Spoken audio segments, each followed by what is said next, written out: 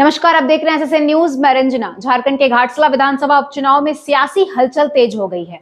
नामांकन प्रक्रिया शुरू हो चुकी है और सोमवार को पहले दिन उम्मीदवारों ने अपना नामांकन भी दाखिल कर लिया है। वहीं दोनों प्रमुख दल बीजेपी और झामुमो अब जमीन पर अपनी पकड़ मजबूत करने में जुट गए हैं।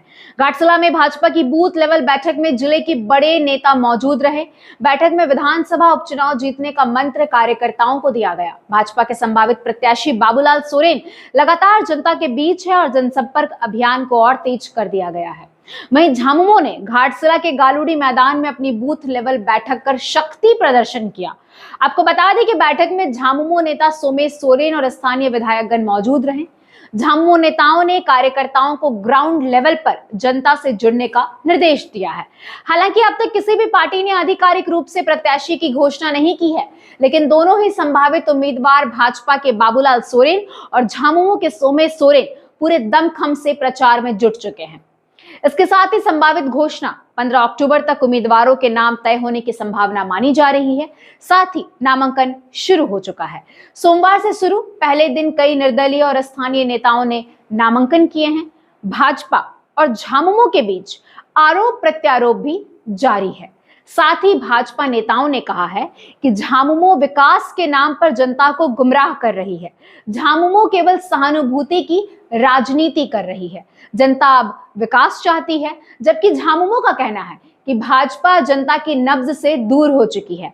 भाजपा को जनता ने पहले ही नकार दिया है और अब मैदान में केवल झामुमो का झंडा लहराएगा। आपको बता दें कि कांग्रेस और झारखंड पीपल्स पार्टी ने भी झामुमो को समर्थन देने का ऐलान कर दिया है। वहीं भाजपा अपने संगठनात्मक ढांचे के बल पर मुकाबले को जीतने में बदलने में जुटी है। अब क्या बचा हुआ है? बालू लूट रहा है, कोयला लूट रहा है, पत्थर लूट रहा है, कुछ भी छोड़ नहीं रहा है, जमीनों लूट रहा है। बहु बेटियों की इज्जत भी सुरक्षित नहीं है। अपराधी बेलगाम हो गया है।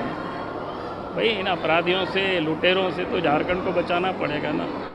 अरे मुद्दा इतना मुद्दा बता दिया और बोलता है कोई मुद्दा नहीं है। तो अरे सरकारी योजना कुछ काम हो ना, क्या बताओ ना। 6 साल से कौन सा काम कर रहा है? कौन सा काम कर रहा है बताओ। ग्रामीण अंचलों में सड़क की हालत बहुत से बदतर है। हम तो कल कहाँ गए थे, कौन मंडल गए थे? हाँ, गोड़ाबंदा गए थे। गांव के लोग सब बोल रहा था साहब एकदम रोड गांव तरफ खराब है। बाबूलाल नारायण जी पूर्व मुख्यमंत्री और झारखंड प्रदेश का बीजेपी का अध्यक्ष, वो आके क्या बोला यहाँ पर?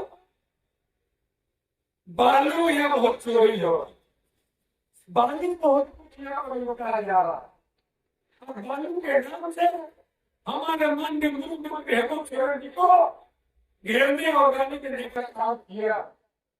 मैं आज के इस सभा के माध्यम से माननीय प्रदेश अध्यक्ष पूर्व मुख्यमंत्री बाबूलाल सोरेन जी, मैं आपसे जानना चाहता हूँ कि जो बालू चोरी कर रहा है वो ठेकेदार कौन है? ठेकेदार को आपका प्रखंड दिया। आप बीजेपी का जितना कैडर है वो सब ठेकेदार बालू में चोरी करवा रहा है। वो आप आदमी है, आपका आदमी मेरा भाई दे रहे हो। आप जय गुड़ा बंदा में तो बीजेपी के लोग हैं, बीजेपी का लोगों के पास में हाइवा है, बीजेपी के लोगों के पास में ट्रैक्टर है, वही लोग बालू चोरी करवा रहे हैं।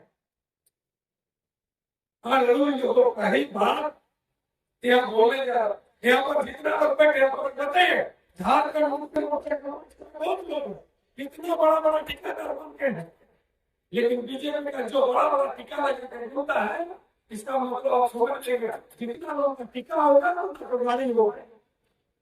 सही बात है कि जितना बड़ा टीका लगाता है उतना ज्यादा उसका गाड़ी होता है, उतना ज्यादा चोरी करता है। और वैसे बहुत अच्छे लोगों से सावधान रहने की आवश्यकता है। अब नामांकन की प्रक्रिया शुरू हो चुकी है। चुनावी मैदान सज गया है और सबकी निगाहें 15 अक्टूबर पर टिकी हुई है। जब नाम की घोषणा के बाद दोनों दलों के असली प्रत्याशी सामने आएंगे, कौन मारेगा चुनावी बाजी? संगठन की ताकत या भावनाओं की लहर, इसका फैसला जनता 11 नवंबर को अपने मतदान के साथ करेगी। आप देख रहे थे एसएसए न्यूज, फिर मिलेंगे झारखंड व जमशेदपुर की ऐसी खबरों के साथ। तब तक के लिए हमारे चैनल को लाइक और सब्सक्राइब करना ना भूलें।